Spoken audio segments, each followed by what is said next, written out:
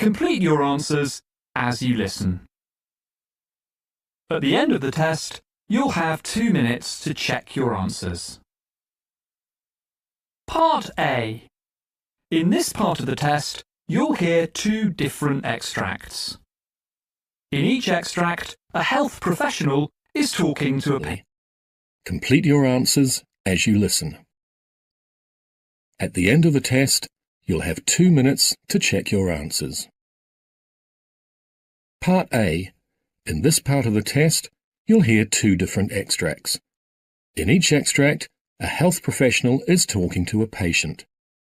For questions 1 to 24, complete the notes with information you hear. Now look at the notes for extract 1.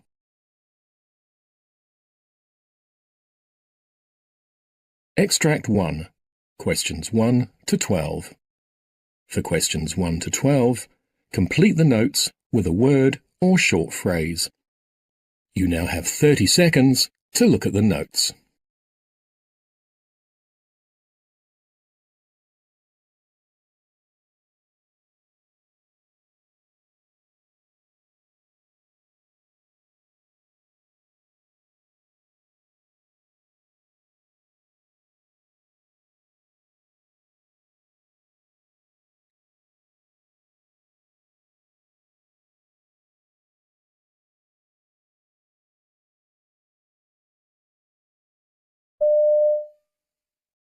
Morning, Sarah. I'm Dr. Neil Strathmore. I'm a cardiologist, and you've been referred here from the Royal Children's Hospital for some further follow-up. So why don't you tell me a bit about yourself and what's been happening to you? Well, I was born with a congenital heart, and I've had surgery in 1991 to correct that. And I was also, a pacemaker was also put in, and I've been seeing my cardiologist at the Royal Children's Hospital since then, and now I've come here. So in 1991, how old were you? I was 6. And how old are you now? I'm 23. And so you obviously don't remember much about that, but what did your parents say was the problem with you when you had the surgery? Well, they tried to explain what it was, which was transposition of the great vessels, but basically they told me that I was out of breath, and that's why I couldn't keep up with the other kids. So I was going to have an operation to make me better. Do you have any memory at all of the surgery or of being in the hospital? Yes. I remember the nurses, and I remember the playroom, and I remember finding it really difficult to walk after the surgery. And so do you remember the fact that you weren't able to keep up with other children when you were little? Not so much, but I remember my lips turning blue and my fingernails being blue and basically going blue when I ran out of breath or running too much. So after you'd had the surgery, did you only ever have one lot of surgery, or did you have to have repeated operations? It was just the one in 91. Good. And so after that, how did you get on in terms of your exercise capacity? I didn't start off doing too much, but then afterwards I had been doing ballet beforehand, so I continued on with that. And then I picked up some more dancing, and as I got fitter and older, I was doing that quite consistently. So during your teenage years, how fit were you? Fairly fit. I was doing about 5 hours of dance a week. So, gosh, that's quite a lot, really. That would be quite tiring. It was. And so have you kept that going since you've left school? I have, but definitely not as much because I've been busy with uni and things like that. So how fit are you now? Probably not as fit as I'd like to be, but I'm still taking classes and walking regularly. So do you have any symptoms? Do you have any shortness of breath? No, not really. I try to keep watching other people when I'm in classes and making sure that I'm not more out of breath than they are. But normally when I'm turning around, everyone seems to be as puffed. So if you walk up a hill or walk up a flight of stairs, do you get short of breath? A little bit, but not enough to be concerning. So you think you're about the same fitness of other girls of your age? I think so. Okay. Now, what about your health otherwise? Do you have any other health problems? No. You've already said your breathing's okay. Do you have any cough or sputum? No. Any wheezing or asthma? Not at all. Your water works? Do you have any problems with your urine or bladder? No. What about your bowels? They're all okay? Yep. And your appetite, and you don't get any nausea or vomiting or anything like that? No. And do you get any headaches? Headaches I get every now and then, but I think that's mainly to do with stress. Okay. Do you smoke? No. Alcohol? Yes. How much? Every now and then. So on an average week, how much would you drink? It depends. Probably just once a week. Mm-hmm. And would that be 3 or 4 drinks or more than that? Probably no more than that. Okay. So, what about recreational drugs? No. Not at all? Good. All right. Now, do you ever have any pain in the chest? No, not at all.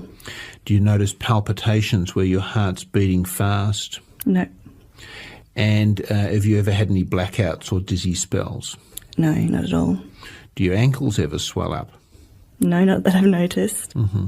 Have you had any problems with excessive bleeding or bruising? I notice I bruise quite easily if I just bump into things, but not enough to be too much of an issue. Okay. Is there any family history of any heart problems? No, not at all. None of your parents or siblings had any congenital heart problems?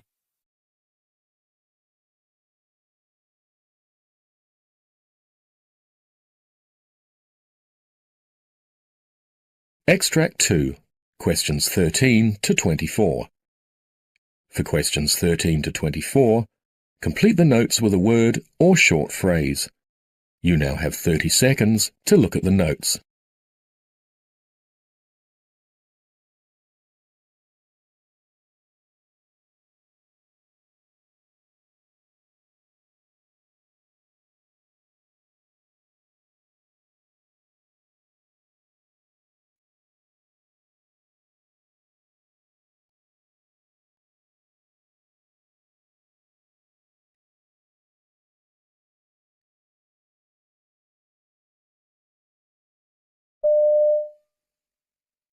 Hello there, my name's John, and I'm going to be the doctor that's looking after you today.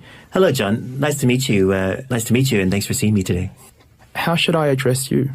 Just please call me Kevin. Yeah, I'm here today because I had a bicycle accident on Sunday morning, and I was wondering if you could check me out. I've hurt my shoulder and my wrist, and I'm just a bit concerned about it. Okay, Kevin. This is the first time that we've met, I believe. Yes. Can you tell me a little bit about yourself? Well, I'm 53 years old. I'm in pretty good health. I'm about 83, 85 kilograms. Probably could lose a bit of weight. My cholesterol's at lower than average levels by far. And what about your blood pressure? Is somebody checking that regularly? Yes, again, fine. If not on the low side, yeah. If anything, I tend to be on the low side of blood pressure and that type of thing. And you're not on any medications at the moment? No, nothing. Are you allergic to anything? No. Never been allergic to anything. I bicycle regularly about 100 to 150 kilometers a week. Have you ever smoked? No. What about alcohol? Not too much. I tend not to drink that much at all. When you do drink, what do you prefer to drink?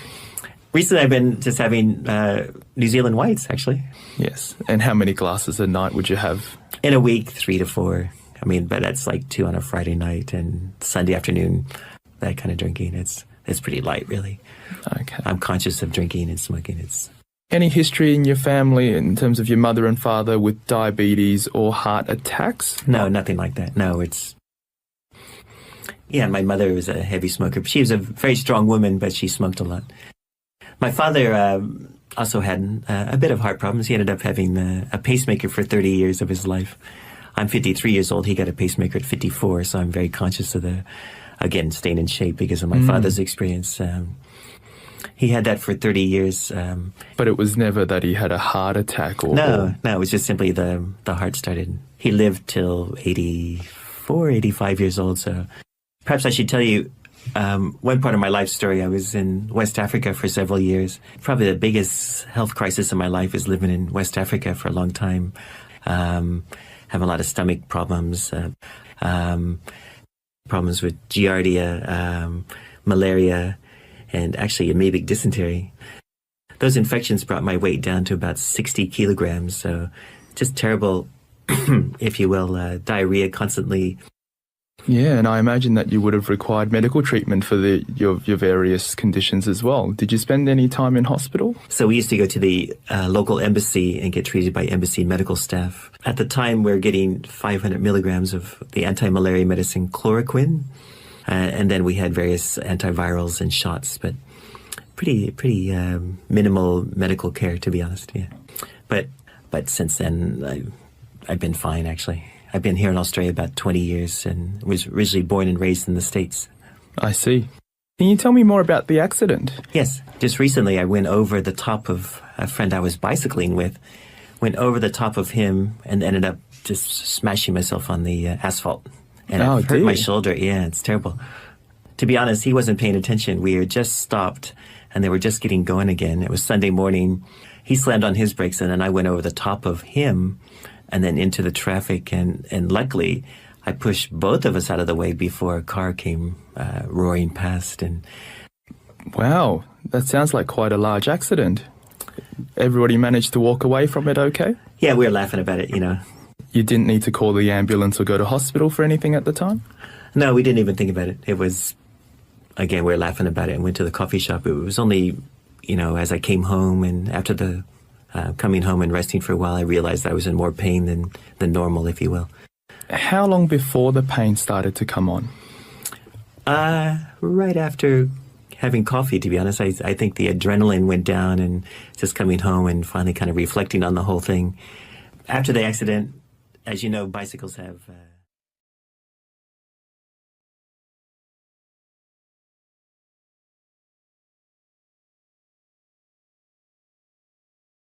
That is the end of Part A. Now look at Part B.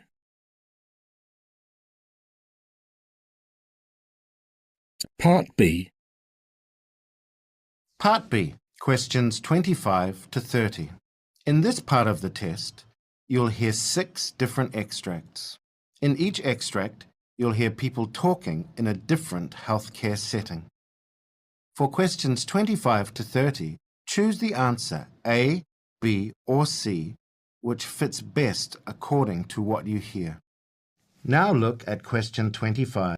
You hear a doctor and a nurse reviewing a coma patient.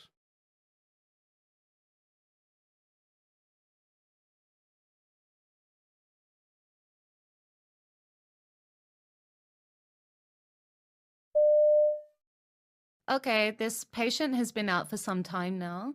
We had quite difficult intracranial pressure control yesterday. We decided not to rock the boat, and you can see as a result, he had a low intracranial pressure all day. His circulation has stayed quite stable, blood pressure's good, heart rate's low. What are his pupils doing? They're quite small. So they're smallish, but not tiny. Is he showing any reflexive responses? No. Has he got a doll's eye? Let's have a look. Okay, is he coughing when you suction? No, he isn't. Not coughing? Okay, this indicates that at best, his recovery will probably be incomplete. The worst option is that he will remain in a coma with little responsiveness. You hear a consultant emergency doctor talking to a patient following an accident.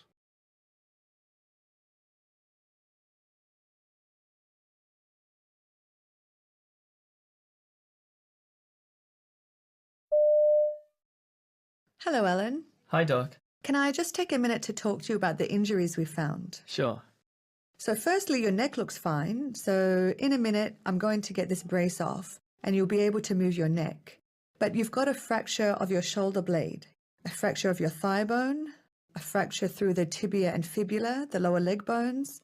And there are also fractures in your ankle, the talus, your heel bone, and the ankle joint above it, the calcaneus. We were quite worried about the blood flow past the fracture in your thigh. So we did an angiogram and a CT scan, and they actually show good blood flow. So with these injuries, you're going to need surgery, and it could be a bit complicated. You hear a clinical researcher introducing a professional development workshop.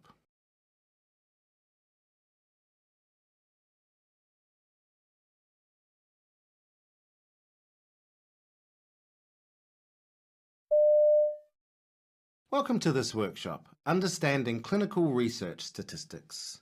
My name is Ivan Saxon, and I'm going to lead the workshop today. I'm the head of the Acute Care Surgery Unit.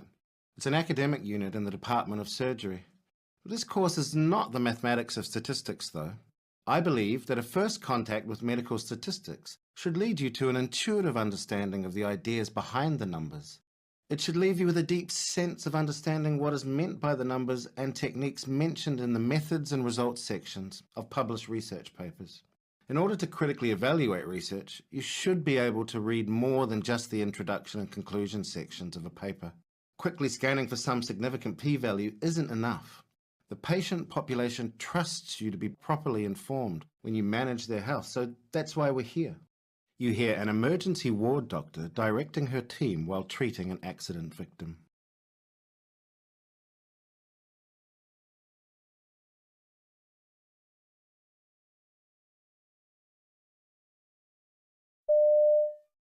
Okay, let's get on with the primary survey. It's a serious injury to his left leg. It's extremely pale, so blood flow could be an issue. But I'm worried about other serious injuries that aren't so obvious. A fracture of the pelvis, abdominal or spinal injuries. I think we better get the consultant emergency surgeon down here too. Okay, so you need to get the lines in, blood off, and we need to remove the rest of his clothing. We're going to want to get some x-rays done before anything else. Chest, pelvis, femur, please. And can somebody get a Doppler, please, so we can check his blood flow in the leg? You hear a doctor speaking to a woman who has presented with heart palpitations.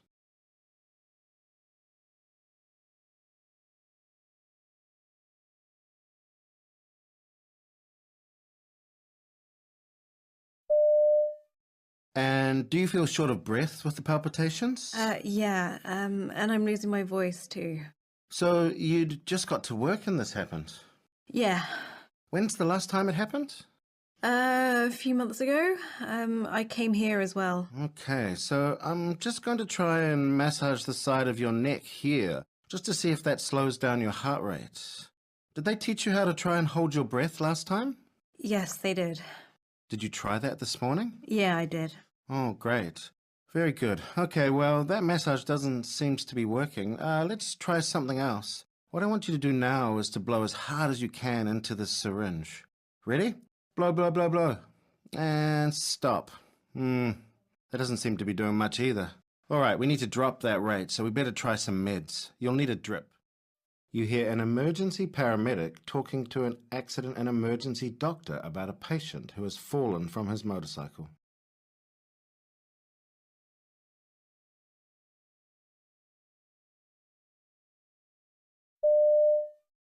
This gentleman's name is Brian. He came off his motorbike at a corner and his leg hit a telephone box. Oh, I see. Looks like he fell pretty hard. Yeah, when we arrived, he was sitting up and talking. GCS 15 and no signs of head injury, just some pain in his right shoulder, but the main injury is a deformed and angulated right femur, which we've manipulated on the scene.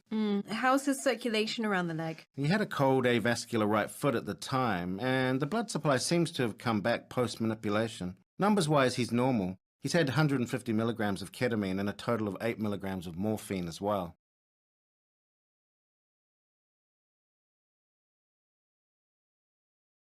Part C, questions 31 to 42. In this part of the test, you'll hear two different extracts. In each extract, you'll hear health professionals talking about aspects of their work. For questions 31 to 42, choose the answer A, B, or C, which fits best according to what you hear. Now look at extract 1. You hear a specialist in medical ethics called Anna Capston giving a presentation on the issue of burnout in the medical profession.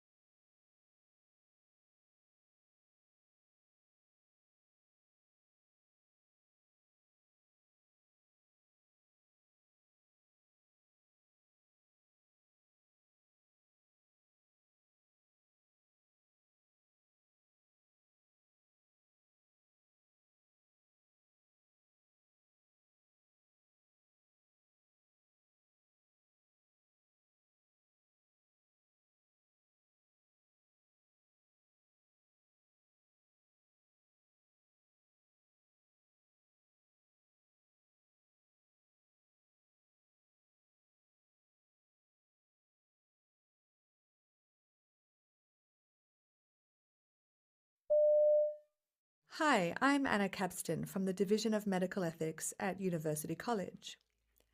Today I want to discuss the quite urgent topic of burnout among medical professionals as it's becoming. It's kind of an epidemic, but I really think that we're not talking about this enough. That's why we're here today, to get a bit of information out there and start a conversation. So, what is it? Well, burnout is a psychological and behavioral syndrome. Emotional exhaustion is one quite common hallmark of burnout.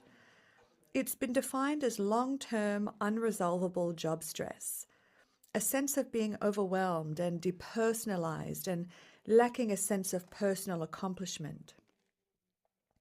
A recent study from the Mayo Clinic showed that in 2011, 45.5% of doctors reported that they felt burned out. And that number has now risen to 54.4% in 2014.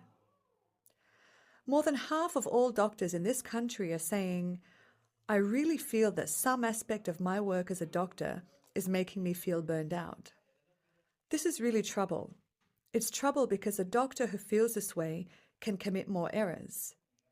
They suffer from compassion fatigue or just not being able to empathize with others because they have their own emotional issues. They may retire early, therefore reducing the workforce. They may have problems managing their own lives. 400 doctors committed suicide last year, which is double the rate of the population average. There's trouble for patients in having a workforce that's burned out. There's trouble for doctors in terms of their own health and well-being. We don't talk about it much. We like to think that doctors can handle everything, but it's clearly not true. It's a problem and there ought to be some solutions. One type of fix is to make sure that hospitals and other healthcare environments try to create better conditions for a happy workforce and for happier doctors. This might include yoga, mindfulness training, having more therapists to talk to, encouraging people to come forward when they feel this way, peer groups, and better mentoring. There are a lot of tactics that we could pursue and try to engage in.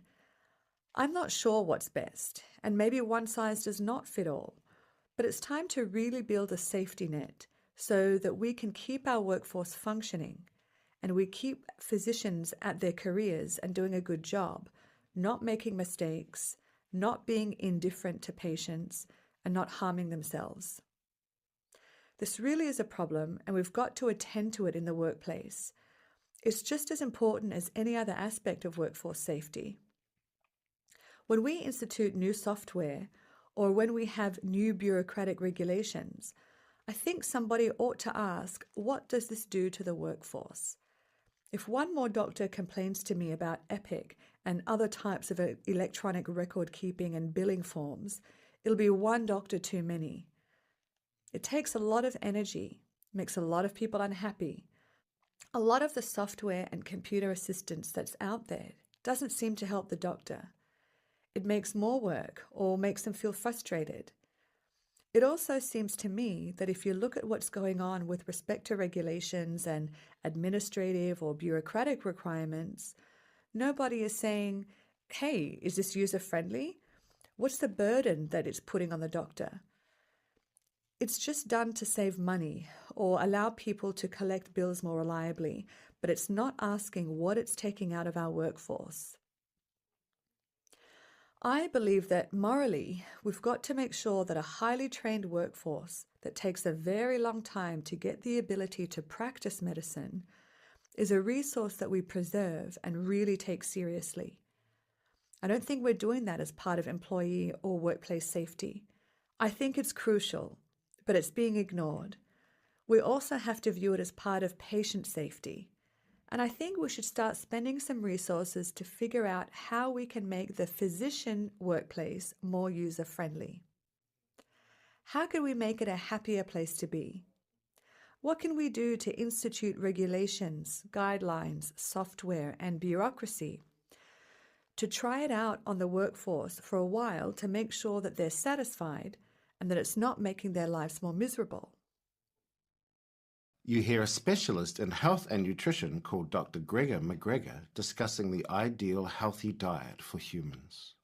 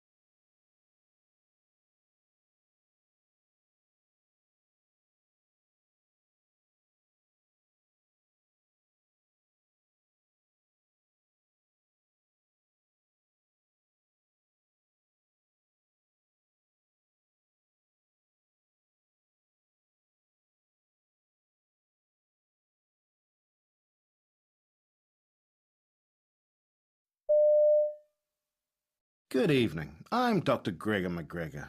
In this talk, I want to discuss what we know about a healthy diet and confront some of the misinformation that gets passed around about what types of food are better or worse for us.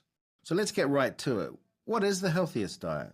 Well, the best available balance of evidence suggests that the healthiest diet is one centered around fruits, vegetables, legumes or beans, split peas, chickpeas and lentils, whole grains and nuts. Basically, real food that grows out of the ground.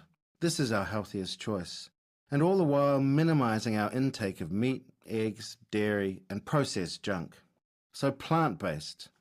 A plant-based diet centered around whole plant foods. That's the secret. But of course, it isn't really a secret, and I don't think anyone listening will be surprised to hear this. So what's the issue here? Why is there so much debate around this issue when the evidence seems so clear? A part of the problem, seems to me, is diets and what might be called the dieting industry. I mean, diets, by definition, don't work, right? Because you go on them, then you go off. What we need is a lifestyle. What we need is a way to eat and live so that we can live a long, healthy life. And to do that, thankfully, the same diet that's associated with longevity is the same diet that's so effective in controlling weight. But there's so much discussion out there online about what's better or worse to eat.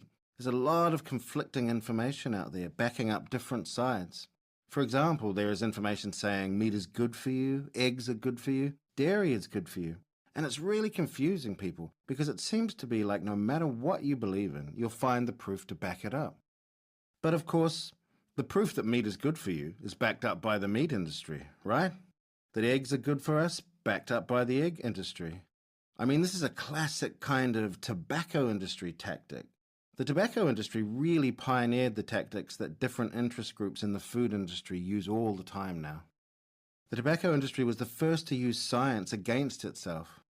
This was one of their great innovations. This is, in the 1940s and 50s. Basically, they realized that science was venerated, as it should be, as a way to kind of sift through what is true and what's not. And the public believed that. And when there was this tremendous body of literature starting in the 1930s and certainly around the 1950s, that, non-smokers had at least 90% less lung cancer risk than smokers. I mean, by the time the US Surgeon General's report in the 1960s, 1964, came out, they had 7,000 studies, all showing in some way the health risks associated with smoking. So you'd think that after the first few thousand research studies came out, somebody in the government would do something about it, right? But tobacco was a very powerful industry. I mean, it took that much, that overwhelming massive evidence, to finally get the powers that be to just recognize that smoking was killing people. And the tobacco industry tactic was to fund their own science. They have this Tobacco Institute where they fund their own scientists just to instill doubt. They knew they couldn't go up against 7,000 studies. In fact, there's a famous tobacco industry memo called Doubt is Our Product. And this was a PR company saying, all we have to do is introduce enough doubt. Some scientists say tobacco is good, some say it's bad, so who knows? And so the food industry is the same. The hope is that all the contradictory evidence and confusion makes people just kind of throw up their hands in the air and eat whatever is put in front of them. So this is good for the trillion-dollar food industry. but it's not good for our health and well-being. And we do have a lot of evidence suggesting diets heavy in meat and dairy are not very good for you. The most powerful data we have are these interventional studies. For example, you look at the longest, healthiest living populations around the world, the so-called blue zones, with the most centenarians, people living over 100. Whether it's Okinawa in Japan, Seventh-day Adventists in the USA, or Nicoya in Costa Rica. If you do a Venn diagram of all these blue zones, what they share in common is a plant-based diet, and specifically legumes.